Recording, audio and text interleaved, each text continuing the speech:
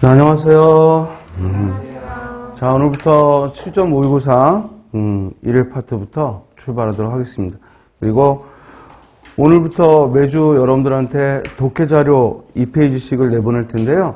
여러분들도 알다시피 이제 새로 추론형 문제를 좀 더 독해해서 보강한다고 해서 우리 평소의 시험보다 조금 더 난이도가 높을 거예요. 그래서 미처 우리 자료집에 넣지 못해가지고 따로 프린트를 드리고 또 동영상 듣는 친구들은 아마 다운받아서 볼 수 있게끔 자료를 올릴 거고요. 여러분들은 직접 나누어 드릴 테니까 오늘 수업 돌아와서 복습할 때 한 번씩 독해 자료도 꼼꼼히 읽어두기 바랍니다. 이해됐죠? 자, 1번 문제 보죠. 한자성어를 물었어요. 국학에 나아가서 여러 서생들과 재주를 겨루며 그를 능가하는 자가 아무도 없었다. 여기서 가장 포인트는 그를 능가하는 자가 아무도 없다. 그 여러 중에서 즉 이를 능가하는 자가 없다. 이를 한자성어로 하면 뭐예요? 군계이라. 즉 우리 중에서 가장 빼어나다 해서 군계이라. 정답은 2번이죠. 자, 1번 시위소찬. 잘 알아두라고 그랬어요. 무슨 뜻이에요? 자리만 차지하고 즉 일은 제대로 하지 못할 때, 즉 공무원의 관리들의 무능력을 얘기할 때 시위소찬, 즉 자리만 차지하고 있고 봉급만 받아가면서 일은 제대로 처리하지 못할 때 시위소찬이라는 표현을 씁니다. 다음에 3번에 백중지세는 서로 우열을 가리기 어렵다 이 말이죠. 백중지세 하면 서로 우열을 가리기 어렵다 이런 뜻입니다. 자, 4번은 망양지탄인데요. 이때 망자가 이 발할망자를 쓰고 대양양자를 쓸 때와 망양지탄, 그래서 발할망자를 쓰고 이 대양양자를 쓸 때와 반면에 여기에 없을 망자를 쓰고 양양자를 쓸 때 똑같이 발음은 망양지탄인데 주의할 건 뜻이 전혀 다르다라고 얘기를 했어요. 그죠? 즉 지금 교재에 나와 있는 망양지탄, 즉 발할망자에 대양양자를 쓰면은 이는 나의 보잘것없음을, 즉 거대한 바다를 바라보면서 나의 보잘것없음을 탄식하는 거예요. 거대한 바다를 바라보면서 나의 보잘것없음을 탄식할 때 우리가 망양지탄이라고 표현하고요. 반면에 여기 없을 망자와 그리고 양양자를 써서 망양지탄 하면은 이는 뭘 의미해요? 진리를 구하기 어렵다는 얘기. 즉 공부할 때 왕도를 구하기 어렵다. 진리를 구하기 어렵다. 그러니까 전혀 다른 뜻입니다. 그러니까 우리 도금으로는 똑같이 망양지탄이지만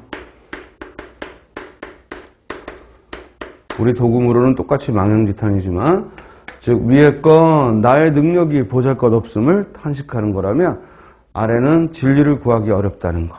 공부하면서 진리를 구하기 어렵다. 이를 탄식하는 내용입니다. 함께 알아두셔야겠죠? 그리고 우리 교재에 있는 이 탄식한다라는 의미의 이 입구자가 들어간 탄자와 이 하품음자가 들어간 탄자는 똑같은 뜻이에요. 여기 있어요? 같은 글자인데 입구자를 쓰기도 하고 그리고 하품음자를 쓰기도 하니까 또 별다른 글자라고 오해하지 말고 같은 뜻의 글자입니다. 다음, 그래서 1번의 정답은 2번 군계이라. 즉 여러 무리 중에 즉 으뜸인 능력이 출중할 때 군계이락이라는 표현을 씁니다. 자, 2번 다음 중 한자 표기가 올바르지 않은 거. 특히 우리말은 동음이어가 있어서 우리말로는 똑같은 감정인데 이게 문맥상 어떤 뜻이냐에 따라서 즉 이렇게 느낌 감자에 즉 뜻정자를 써서 감정 이렇게도 쓰고 그죠? 또 감정한다 해서 살피다 라는 의미로 감정, 그래서 감정한다. 어떤 대상을 감정해 본다. 이런 뜻으로도 쓰고, 이렇게 우리 발음으로는 똑같은데 그 뜻에 따라서 한자가 달라진단 말이에요. 그죠? 그러면 1번에 감정의 경우는 보석 전문가에게 내 다이아몬드 반지가 어느 정도인지 너의 감정을 말하라는 게 아니라, 즉 어느 정도인지, 즉 감정 판단해보자 이거야. 가치가 어느 정도인지 판단해보자는 얘기니까 이 살필 감자와 그리고 정할 정자 아래 걸 써야죠. 여기서는 이 감정은 우리 인간이 느끼는 감정이니까 여기서는 이 감정이 아니라 아래의 감정을 써야겠습니다. 정답은 1번이죠. 그래서 선생님이 그런 얘기 했죠. 이렇게 한자 표기가 올바르냐 하는 문제는 사실은 우리말의 어휘력을 묻는 거다. 여러분들에게 한문을 묻는 게 아니라, 한자 능력이 얼마나 있는지를 묻는 게 아니라 최소한의 한자 실력을 갖춘 다음에는 우리말의 어휘력을 묻는 거다. 그래서 우리말로 뜻풀이를 해서 한자의 관련성을 보자라고 했습니다. 자, 다음에 2번에 따라서 1번이 틀렸죠? 정답은 1번이고요. 2번, 적군의 진지에서 병력의 이동이 감지되었다. 이동 밑줄 치고. 자, 이때 벼화자에 마늘 다자가 있으면 이게 이동한다 할 때, 움직이다, 이동할 이자예요. 그래서 움직여서, 옮길 이자죠. 그러니까 옮겨서 움직인다. 그래서 이동. 그런데 요 옆에 사람 인자가 들어가면요, 나중에 우리 한자 문제 또 나올 텐데, 사람 인자가 들어가고 마늘 다자가 들어가면 사람이 지나치게 많이 가지고 있는 거야. 그러니까 무슨 뜻이라고요? 사치할 사자입니다. 사치스러울 사자. 굉장히 유사하죠? 그래서 구별해서 알아둬야 돼. 즉, 벼화자가 들어가면 옮긴다라는 뜻이고, 벼화자가 들어가면 우리가 이사할 때도 저 이사를 쓰죠. 이자를 쓰죠. 옮긴다라는 것이고, 반면에 사람 인자가 들어가면 사람이 너무 많이 가졌다. 즉, 사치스럽다. 그래서 사치할 사자. 이렇게 기억하시기 바랍니다. 3번의 사입이죠. 사입의 뜻이 뭐예요? 사입의 뜻이. 자, 이 써 이자 옆에 사람 면이 들어가면 이게 유사할 사자예요. 비슷할 사자. 비슷할 사자. 그리고 비슷한데 이 접속사 써 이자는 그리고 그러나 두 가지 해석이 다 돼요. 여기서는 그러나죠. 비슷한데 그러나 뭐예요? 아니다. 진품이 아니다 이 말이죠. 그죠? 그래서 비슷하지만 진짜가 아니다. 이걸 우리는 사입이라고 하죠. 그 사입이 종교 우리 흔히 이런 말 하는데 그 말은 뭐야? 종교의 모양을 띄웠지만 종교가 아니라는 의미입니다. 그러니까 만약에 질문을 사입이 종교도 종교인가요? 라고 묻는다면 그거는 질문 자체가 엉터리죠. 왜? 사입이라는 뜻이 뭐야? 즉 종교는 종교의 모양을 띄고는 있지만 비슷하지만 종교가 아니다. 그게 사입이고. 근데 이게 기존의 종교인지 아닌지 애매할 때 그럴 때 우리가 유사 종교 이런 말 하죠? 그럼 그거 무슨 말이에요? 비슷해 보인다 이 말이야. 따라서 사입이라는 얘기는 즉 유사해 보이지만 진짜가 아니다. 우리말로 뭐라고 그래요? 사입이. 짝퉁이라고 그래요, 짝퉁. 그죠? 자, 사입이가 득실거린다. 맞고, 편집장은 그 소설의 계제에 그랬어요. 자, 우리 계제라는 한자도 많이 보던 거죠. 이 손수변에 이 계자는 한글 맞춤법에서도 우리가 어이로 읽어야 한다. 그래서 많이 나왔죠? 게시판 할 때도 이 글자를 쓰고 걸 개자예요. 그리고 제자는 자 술의 거자에 창과자가 들어가면 뭐라고요? 실을 제자. 술에다가 창을 싣는다. 그래서 실을 제자죠. 그러니까 게재하게 되면 무슨 뜻이겠어요? 어떤 신문이나 원고를 잡지나 신문사에 신문의 표지에 올리는 것. 이를 게재라고 해요. 그래서 그 소설의 게재를 할 때 게재는 어떤 원고를 올리다, 원고를 싣다 이런 뜻입니다. 편집장은 그 소설의 게재를 한 달 뒤로 미루자고 했다. 특히 한글 도금도 주의해야죠. 한글 맞춤법도. 어이의 개와 아이의 제, 게재. 따라서 2번의 정답은 1번. 3번. 어법에 맞고 하고 이렇게 어법 문제가 등장하면 이건 뭘 의미하냐면 즉 문장 성분이 호응하는 거가 1순위예요. 그럼 우리말에서 문장 성분에 호응해서 제일 중요한 건 뭐야? 서술어죠. 즉 서술어와 주어가 일치하는지 그리고 서술어와 부사어가 호응하는지 그런 후에 뭐 목적어와 서술어가 호응하는지 이런 점을 봐야죠. 1번 경제 발전은 주어죠.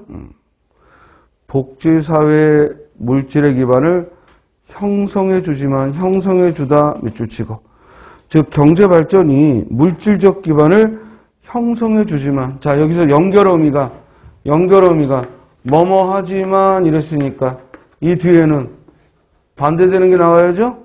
그러나 이런 의미잖아. 그렇죠? 그러면 앞에 경제발전이 가져온 긍정적인 걸 얘기했으니까 이건 독해할 때도 주의하는 거야.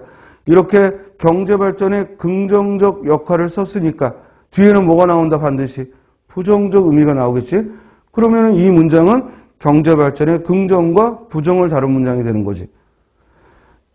물질적 기반을 형성해 주지만 사회적 불평들과 갈등을 일으키다 밑줄 치고 그러니까 경제발전은 이것을 형성해 주지만 이것을 일으키기도 한다. 이상할 거 없죠? 또한 불평등을 일으키고 갈등을 일으킨다. 둘 다 호응하죠? 요 점도 주의해야지. 목적어가 두 개야. 갈등과 불평들. 목적어가 두 개야. 그런데 뒤에는 일으키다. 서술어가 하나야. 그러면은 이건 각각 호응을 해야죠? 그래서 불평등을 일으키고 갈등을 일으킨다. 즉 두 가지 다 경제발전의 문제점을 얘기했죠.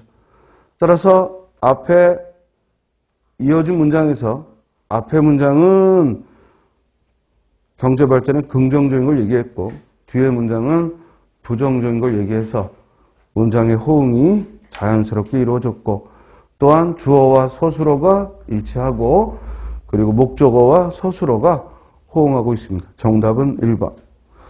자, 우리는 주어니까 밑줄 치고 세계화 시대를 맞이하여 밑줄 치고 우리가 해야 할 일을 자각하여 밑줄 치고 각오를 새로이 할 것이 요구된다 밑줄 치고 자, 우리는 이것을 맞이하여 이것을 자각하여 이것을 요구할 것이 새로이 할 것이 요구된다. 우리 요구되다는 피동형 문장인데 지금 앞에 이어진 문장이 맞이하여 자각하여 그런데 자각했다는 의미는 스스로 깨쳤다는 얘기인데 그렇죠? 스스로 깨쳤다는 얘기인데 뒤에 우리에게 각오를 새로이 할 게 요구된다는 건 문법 표현상 어울리지 않죠. 앞에가 능동 표현이 계속되고 있다면 마지막도 능동 표현이 나와야 되고 만약에 피동 표현이 주가 된다면 모두 문장이 피동 표현이 호응이 돼야 되는데 앞에서는 자각한다고 해서 능동 표현을 써놓고 뒤에는 요구된다고 피동 표현을 쓰는 건 어울리지 않죠. 예를 들어 여러분들이 나는 열심히 공부할 걸 각오하여 정확한 학습 개입이 요구된다. 이상하잖아. 이해돼요? 만약에 올바른 문장이 되려면 나는 열심히 나는 합격하기 위하여 즉 학습 계획을 철저하게 짰다. 이래야 되는 거잖아. 그렇지 않아요? 자, 그리고 문장이 길어지는 이유는 무엇보다도 이어진 문장이거나 또는 암기 문장이 들어있거나 또는 수식어가 많을 때 길어져요. 그럴 때 우리 문장의 가장 중요한 성분이 주어, 목적어, 서술어. 이 세 가지를 즉 줄여서 이것들이 먼저 호응하는지 이 점을 검토하면 좀 더 문장 표현이 가까이, 주어와 서술어가 가까이 있기 때문에 우리가 무엇이 잘못됐는지 이해할 수 있단 말이에요. 그러니까 이 문장도 이렇게 우리는 이것을 맞이하여, 이것을 자각하여, 이것을 요구된다. 이상하잖아. 이해돼요? 줄여서 서술어끼리 쭉 연결해서 주어와의 호응을 보면 문제점이 느껴질 겁니다. 3번. 우리의 김치와 세계의 여러 음식들을 비교해 볼 때, 즉 김치와 음식들을 비교해 볼 때 신체에 필요한 많은 영양가를 지니고 있다. 무엇이? 주어가 빠졌지. 즉 이렇게 많은 영양가를 지니고 있다는 이 안긴 문장의 주어가 김치인지 아니면 여러 음식들인지. 예를 들어 이거잖아. A와 B를 비교해 볼 때 A가 이것을 가지고 있다는 점이, 가지고 있다는 사실이 밝혀졌다. 이 얘기인데 이게 없잖아. 그죠? 무엇이 여기 비교했으니까, 두 개를 비교했으니까 둘 중에 하나가 신체에 필요한 많은 영양가를 지니고 있다는 이 관형절에 주어가 빠져있죠. 우리 신체에 필요한 많은 영양가를 지니고 있다는 이게 관형절이죠. 동격 관형절이란 말이에요. 바로 이 사실이 널리 알려져 있다는 건데 문제는 이 많은 영양가를 지니고 있는 게 뭐냐 이거지. 다음. 그래서 3번은 어떤 문제냐? 필요한 문장 성분이 빠져있다. 이런 지적을 하는 거죠. 필요한 문장 성분이 빠져있다. 2번은 문장 성분이 호응이 안 되고 있는 거지만 3번은 필요한 문장 성분이 빠져있다. 4번 국제화, 개방화 시대를 맞게 된 우리는 외제의 사용을 자제하고 국산품을 아끼고 사랑하는 마음을 당부하고 싶다. 자, 당부하고 싶다 밑줄 치고. 이 문장의 주어가 뭐야? 우리죠. 우리는 밑줄 치고. 그럼 우리는 이것을 당부하고 싶대. 그럼 뭐가 빠졌나? 자, 봐봐. 우리는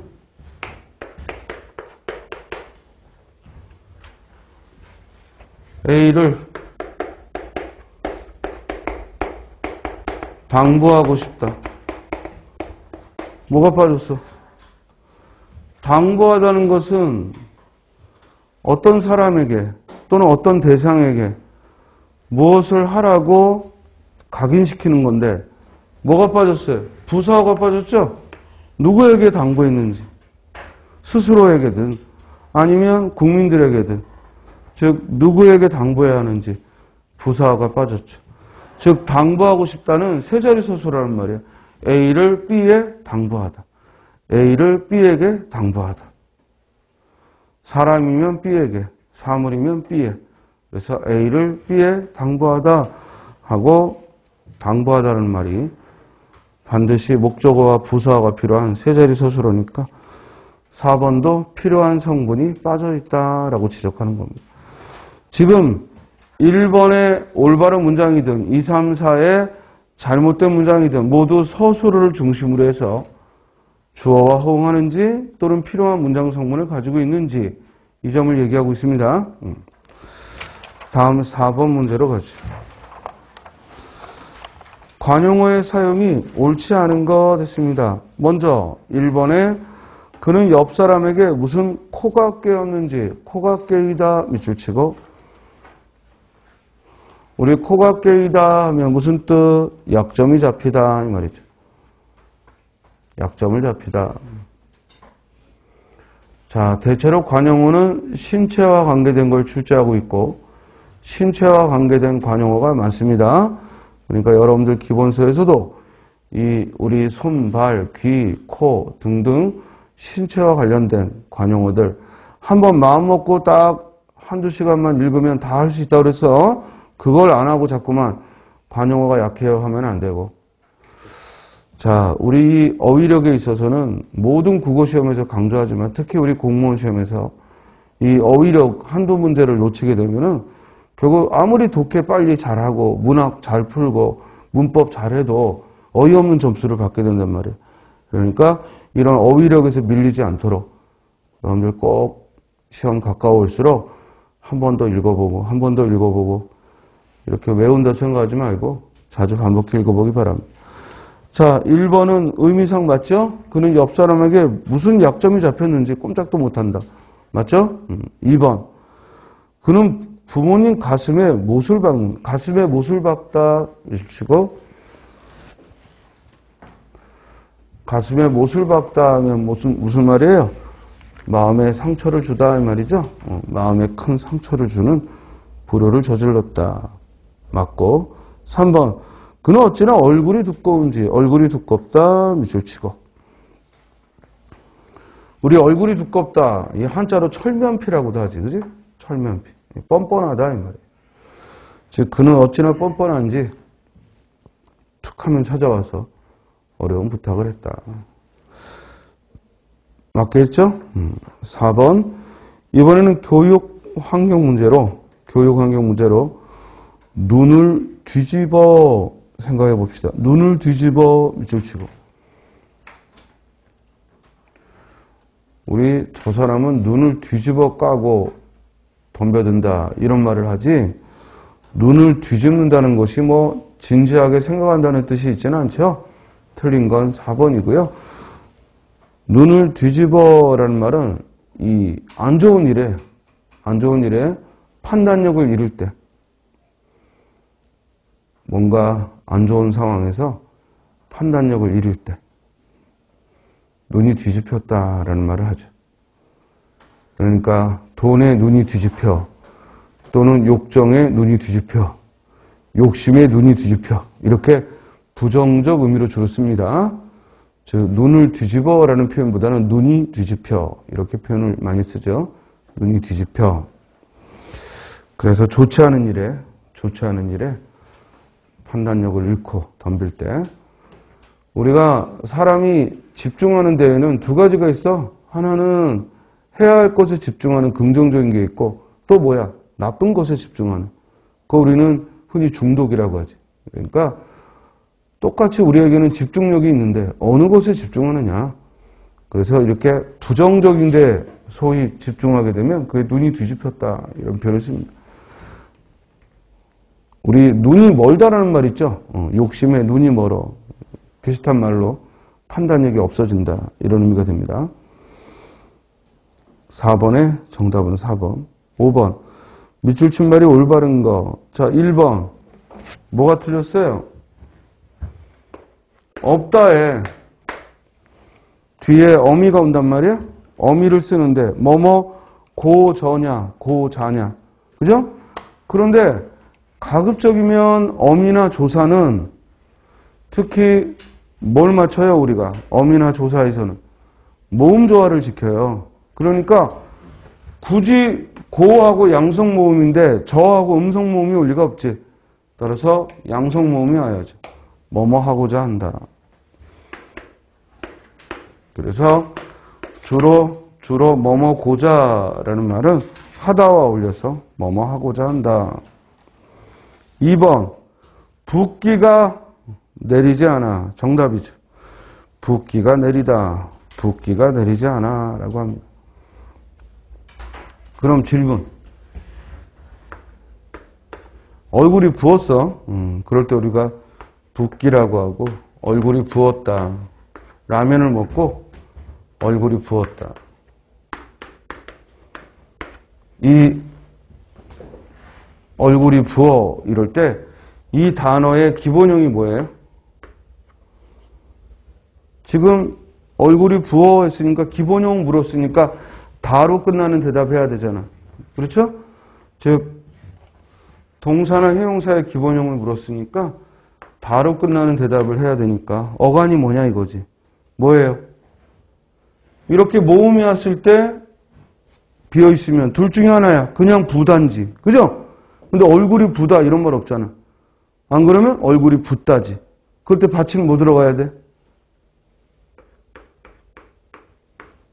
뭐 들어가야 돼? 시옷 들어가야죠. 만약에 디귿이면, 만약에 여러분들이 방금 조그맣게 대답했듯이 디귿이면 모음에 어미 어가 오면 어떻게 돼요? 불어 이렇게 되죠. 그러니까 라면이 불다, 라면이 불어 이럴 때 기본형은 붓다예요. 이해돼요? 그러나 몸이 부어, 얼굴이 부어 그럴 때 기본형은 붓다. 시옷 붙임이죠. 그러니까 아침에 일어날 때 얼굴이 붓고 시옷 받침이에요. 디귿 받침이 아니죠. 자, 그래서 선생님이 지금 뭘 얘기한 거냐면 만약에 이 기본형에 있어서 시옷인지 디귿인지 헷갈린다면 뭘 넣어보라? 모음의 어미를 넣어보면 모음의 어미를 넣어보면 시옷 불규칙은 시옷이 탈락하고 디귿 불규칙은 리을로 바뀌니까 이런 문법적 사실을 이용하면 맞춤법 문제도 해결이 되겠죠. 그렇지?